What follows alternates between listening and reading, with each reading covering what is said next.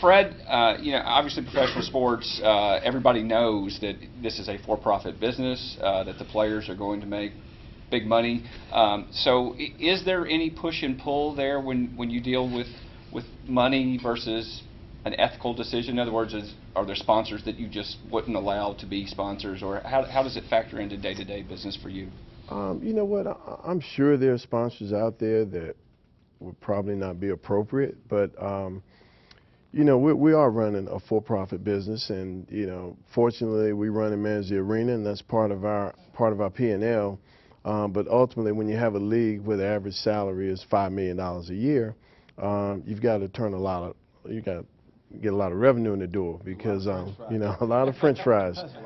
We have 15 players on our team, on literally every team, and so the business model is real simple. We're selling seats, we're selling suites, and we're selling sponsorships, and as a part of that, we've got signage in the arena and so forth, and we run and manage the arena. So we literally are trying to canvass the community, trying to find as many corporate sponsors as we can. Obviously trying to build our season ticket base and get it as high as possible, and then retain those fans year in and year out, and sponsors year in and year out, and then continue to try and drive more events into the building to add to the bottom line.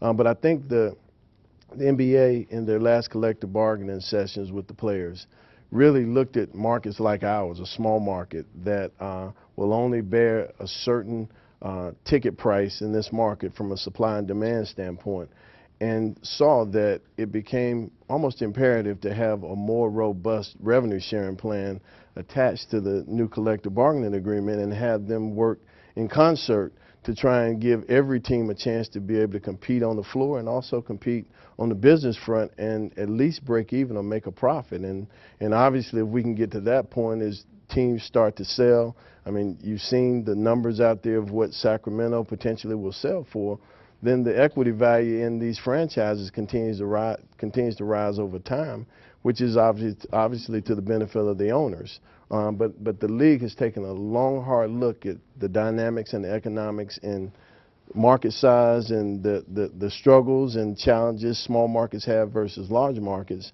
and they've done everything they can to try, as a 30-team league, to have an economic structure that works for everybody.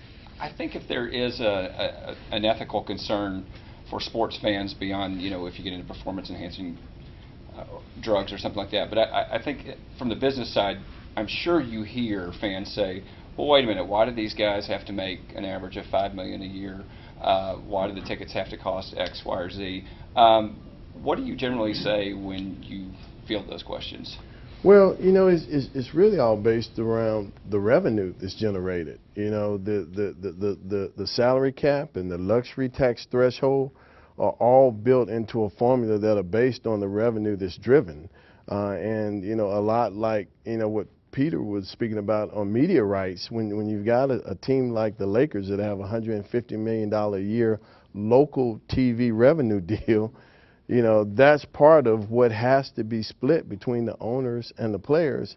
And again, I think the global question is, how do you take 30 teams in different size markets that have completely different ticket price structures, completely different local TV structures, and make it all work so that everybody has the opportunity to compete for a big name free agent and also have a chance to turn a profit every year.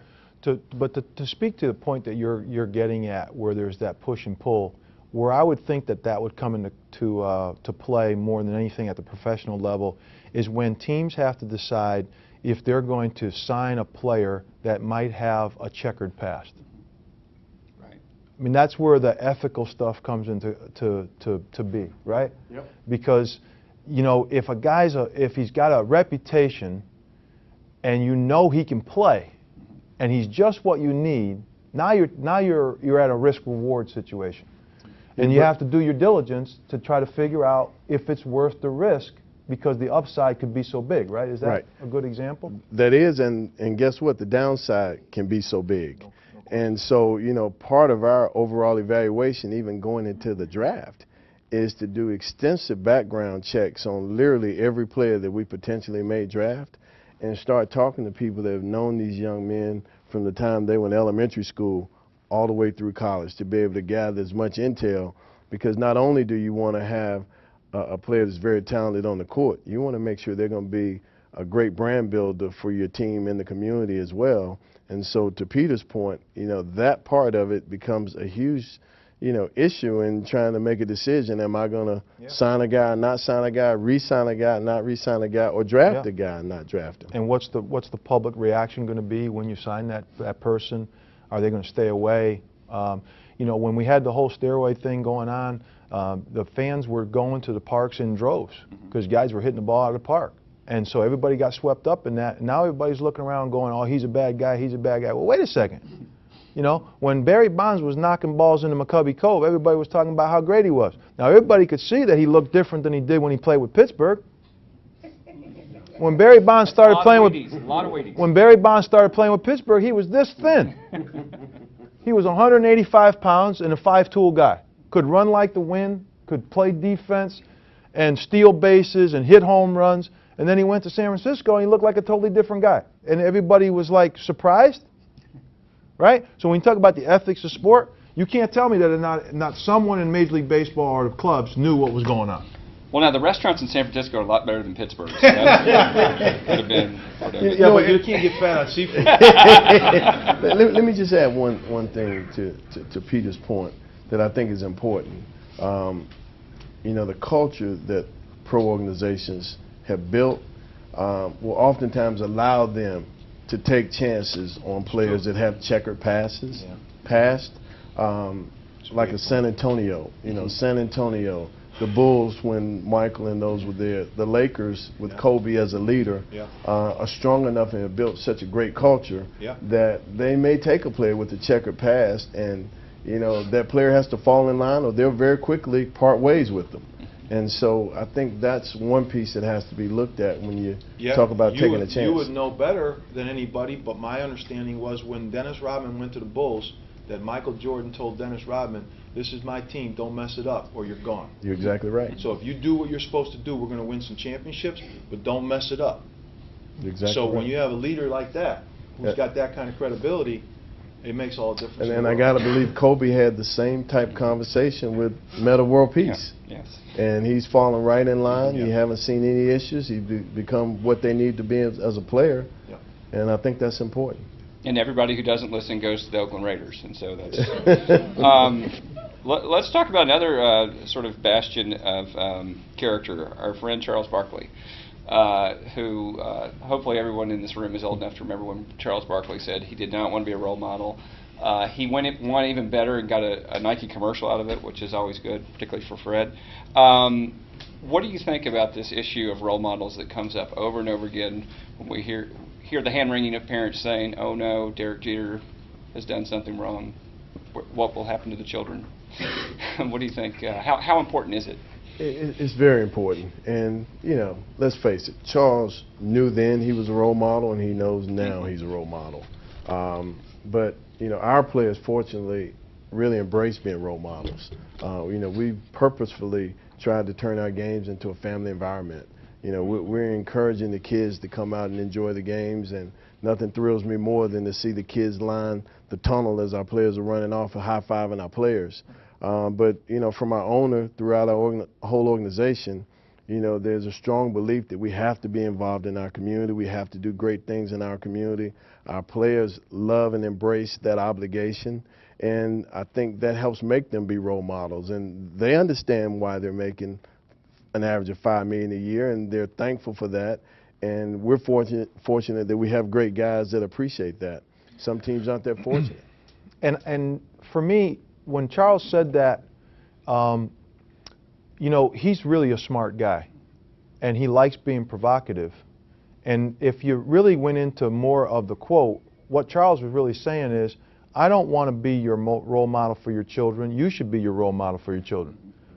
Yeah. Right. What he was saying was he wanted the parents to sit at the dinner table at night and counsel their kids about making choices and pointing out what behavior is appropriate and what's not, holding their own children accountable when they do things that they're not supposed to do.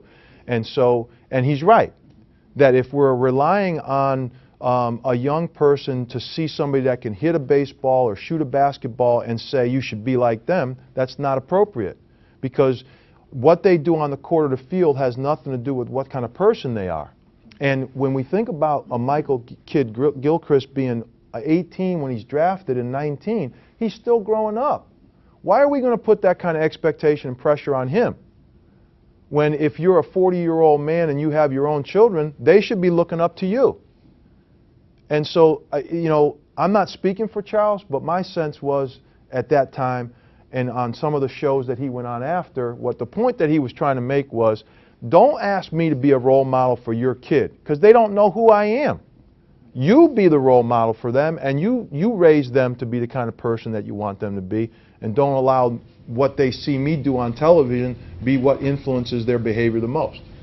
Now, we'll note in my example, I implied that the squeaky clean Derek Jeter might have gotten in trouble, and you being a Boston guy did not stop me. No, you were happy to just let it go, right? No, I didn't pile on. But it is interesting that Derek's one of my guys. I was going to say. I do find I think there's a lot of Boston fans who have had a hard time rooting against the Yankees because of the types of people that they've had on that team. Mariano Rivera, Derek Jeter, those are hard guys to not like. You know, it's really interesting. The evil empire doesn't seem so evil when you have Derek Jeter as the face of the franchise. On that note, let's take some questions from people in the audience. Who's got a question? Yes, sir. One aspect of the ethical behavior is really the work ethic from a fan perspective of the players. An issue that's had a lot of publicity this year is that certain players sitting out at the end of the season. You go to the Knicks game and Carmelo didn't make the trip, or LeBron sits out the game with Dwayne Wade. And supposedly that didn't occur a few years ago with the Stars. They played the full 82 games. And it seems that there's an obligation to the fan and the team and the league, some of these players, and I'd be interested in your perspectives on that. You know, it's a difficult issue because I think the league is really trying to evaluate it because they want to do the right thing. You know, we play a long season. We play 82 games. And, you know, for us, you know, right now, our biggest and best crowds are when the Stars come in to play against us. So those fans that are paying dynamically priced ticket prices, which we started dynamically pricing our individual games, because if you're going to come in our building and root for the Heat against us, you know, you're going to pay substantially more than our season ticket holders are paying to root for us. But that fan still, I think, deserves to see the players play that they paid to see. But as teams start to get ready for the postseason, which is really what matters in our game, teams are strategically resting players from time to time. Now, the league took a strong stance when San Antonio left 4 of their starters at home to go play, I think, in Orlando, or yeah, I think it was in Miami. But guess what? They were within a basket of winning that game.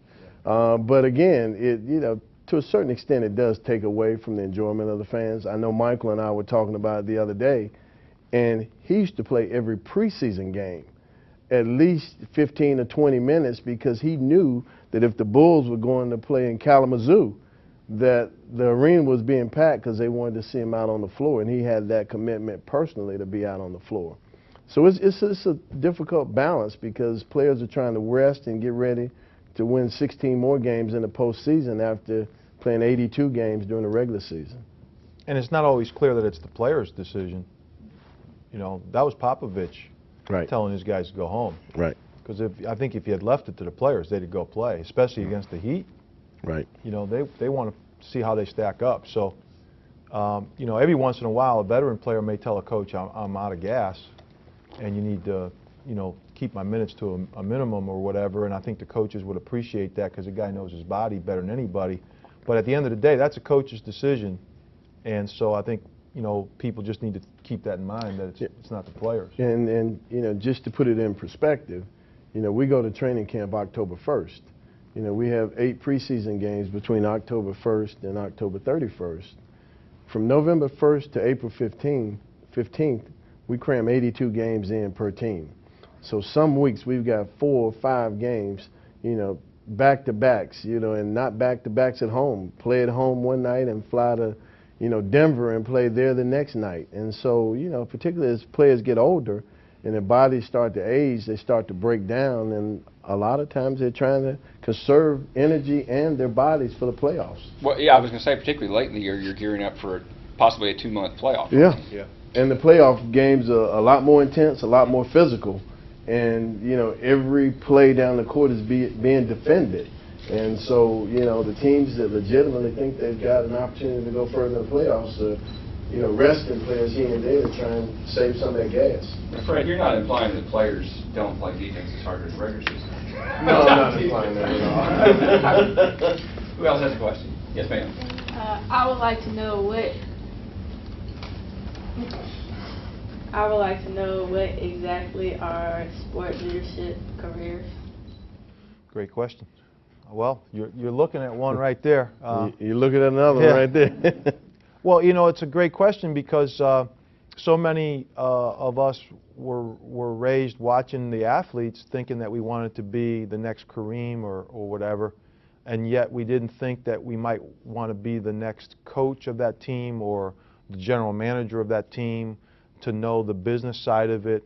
So, you know, Fred alluded to the fact that there's a operations or business side to their business that he's the president of, and then there's the basketball side of it that somebody else manages, the draft and the players and the coaching staff and all that sort of stuff. There's so many different careers that can be created. People that do the marketing, people that do the community outreach and get the players into the community, the folks that work with the players on their own development off the court and help them continue their education once they're there, or prepare for the next career. So there's thousands and thousands of jobs in sport that have nothing to do with being on the field of play or on the court.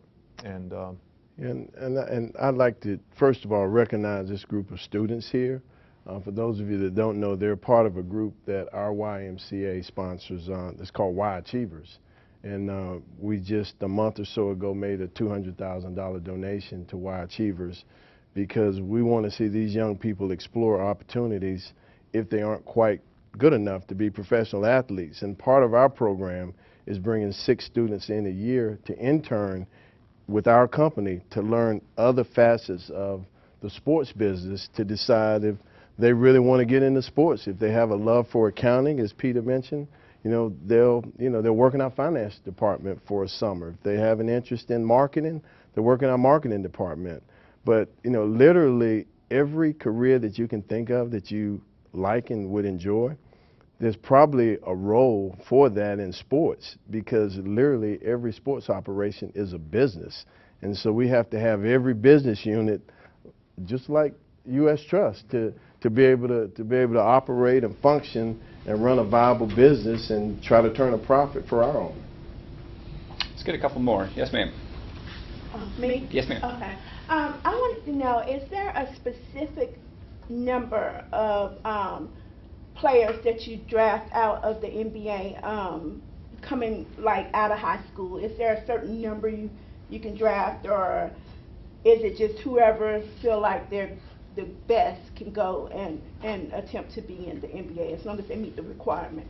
Well, the rule has been changed now, and we talked about it a little earlier. You have to be out of high school at least a year before you're eligible to draft. But it becomes a little more complicated because, as Peter mentioned or alluded to earlier, a lot of the players now are global players, and they're coming from overseas.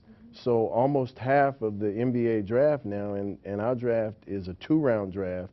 Each team has 1 pick per round unless they've traded their pick away. And so literally only 60 players are being drafted each year. And now that the game has become so much more global, probably only half of those are American-born and bred athletes.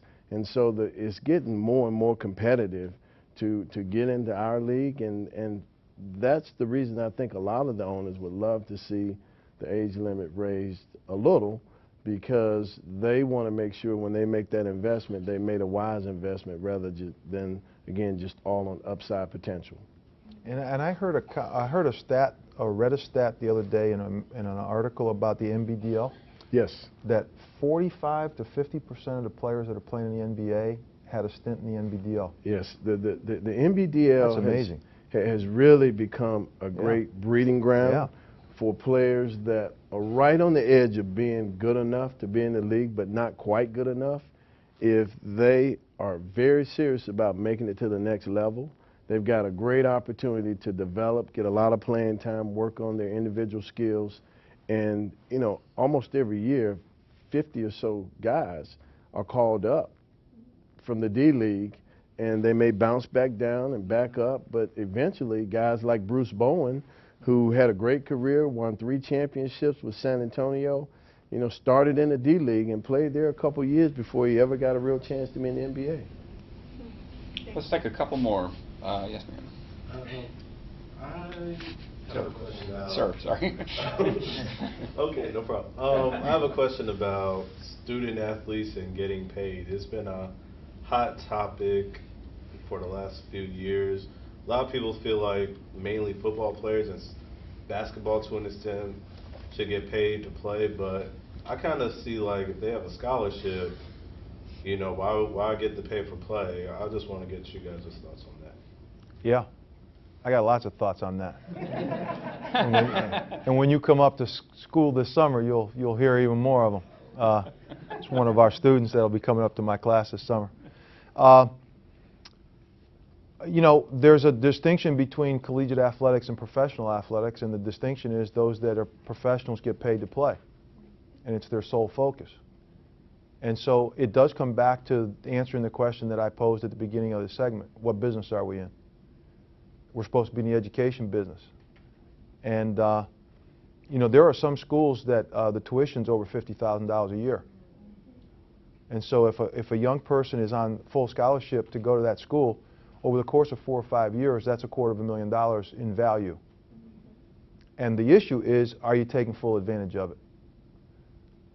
So I'm not one of those that thinks athletes should be paid. One of the interesting things is that people want to suggest that those that generate the revenue should be paid, football and basketball in particular. But what you have to understand about collegiate athletics is, if you don't have 10 or 12 other sports, you can't play Division I athletics in football or basketball.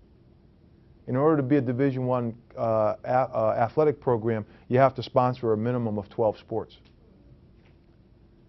So the swimming team and the field hockey team and the volleyball team, they may not generate revenue, but they're allowing the basketball and the football team to generate revenue at the Division I level, because by them being there and participating at Division I level, the football and basketball qualify to be Division I.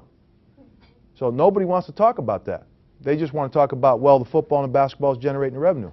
Well, if you didn't have a Division I program, you wouldn't be able to play at that level. So if you want to play the athletes, then let's stop hiding behind the facade of education and just go to the European model.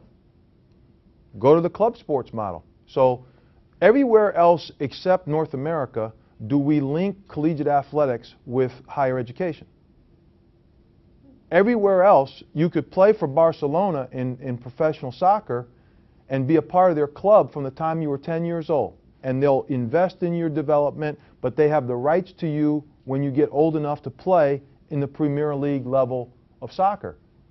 And they'll sign you to a contract and you'll play. Now, if you decide you want to go to college, you can go to college when you're not playing. It has nothing to do with, there's no eligibility issues or any of that. The only country that does that is the U.S. So that's the model. We could adopt that model tomorrow. So if the Ohio State Football Club wants to play against the Indiana Football Club, let them go and play and pay their, but don't call it collegiate athletics. That would be the difference.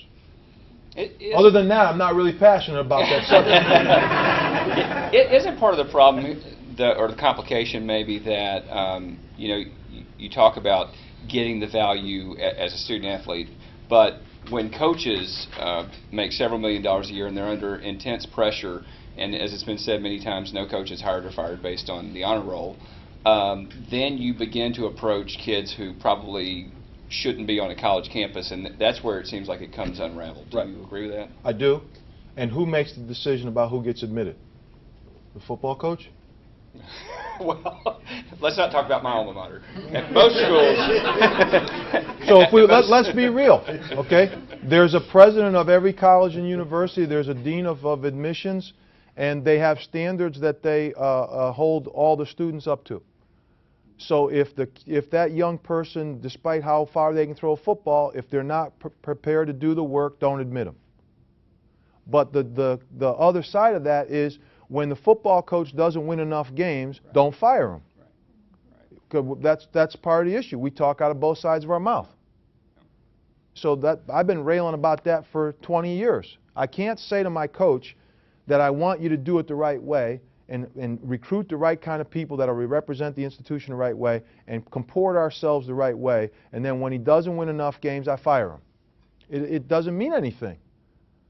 And so instead, what I've said to our coaches from the very first staff meeting that I ever had is that you'll have more issues with me based on the student-athlete experience and how we treat the student-athletes than you ever will about how many games you win. We have to be there at the behest, on their behalf. Whatever we do should be on behalf of the student-athlete, not at their expense. And if I've had issues with coaches, it's because I felt like they were trying to win at the expense of the student-athlete. Let's see if we can get him off the fence with the final question. Yes, sir.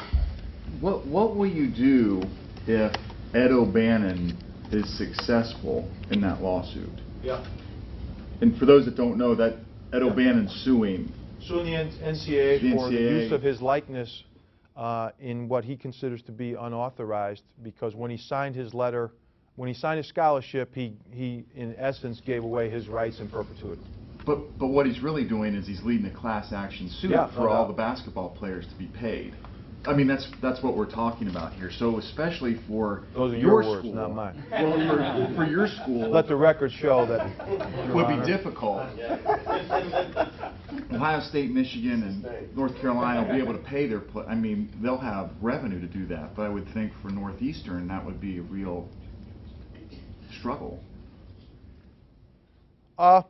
You know, my sense is that whatever decisions are made are going to be based on the relative value of the programs. And so if there's revenue being generated at certain institutions, whatever settlement they're going to come to is going to be commensurate with whatever the revenue is. So I don't generate a whole lot of revenue. So it's not going to change my model.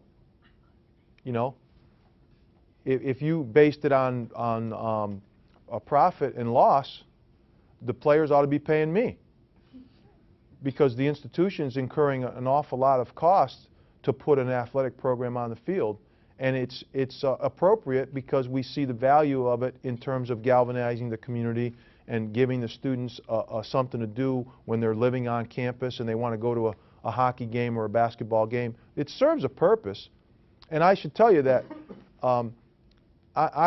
the biggest responsibility I have is not for the intercollegiate athletic program, but for the recreation and club sports program, where thousands more people are impacted by what we do in those programs than they are the 430 athletes that we have. So, I guess what I'm thinking is if the players are going to be paid a substantial amount of money, and if he wins, they will, then every conference is going to have far less as their share of that money. If it goes that way, then there'll be some big settlement. Some money will be put aside for all those players that had their likeness used. Then they'll change the language in the scholarship to not say that it can be used in perpetuity, but only during the time that you're eligible.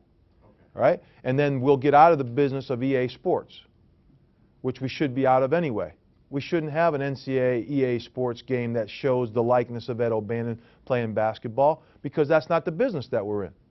So it comes back to, what business are we in? Right? We got $1 billion television contract. What the hell do we need another $20 million from an EA Sports game? I just see NBA locker rooms filled with guys going, man, I got to repay my basketball loan. With that, let's thank these gentlemen and hand it over to Cheryl.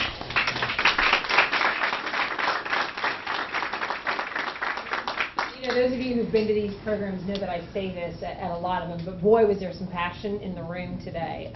Thank you. Thank you both for your comments.